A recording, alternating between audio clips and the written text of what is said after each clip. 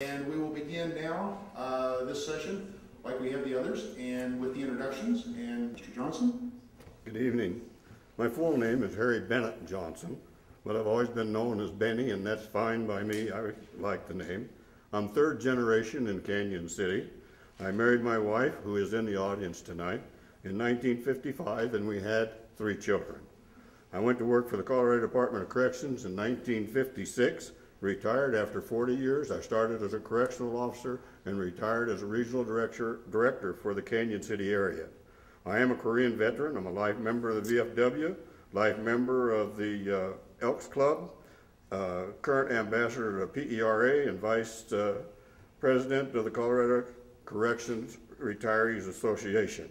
I have served 1 term on city council and 1 term as mayor of the city of Canon City.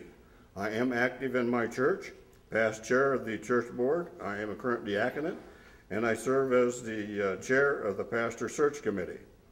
The question most asked of me is, why do I want to come back to mayor? And I didn't really have a good answer. But I think there's a lot of reasons now that we have to start getting our act together, and we have to start putting out a better image of Colorado, our Canon City. And we have to sell Canon City, and we can't be saying the derogatory remarks that you hear. It's a prison town, it's a retirement town, or they're not friendly. That's not true. It's not true at all.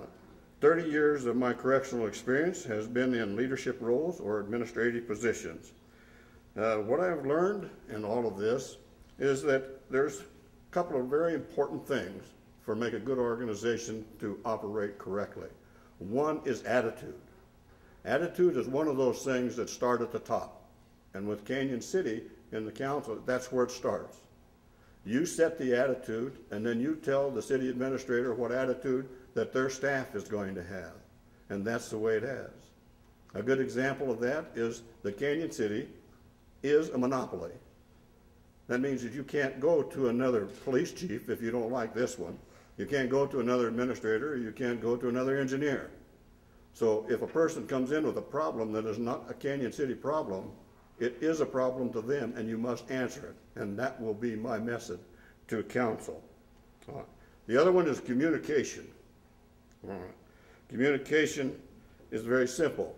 It's a thought passed from one person to another person and back to make sure that you understand what they have said. Without good communication, you will have chaos and you will have problems on it. Now, I know communications is a buzzword, like many other things, but when I was on mayor before, one of the things that I did was I told the administrator, we want to bring the heads of each department down and talk to the council and tell them what kind of problems you're having, what do you need, so council more understands on what they're going to. If you can do that, then council has a better understanding on what problems that they can solve. Thank you very much. Mr. Greer.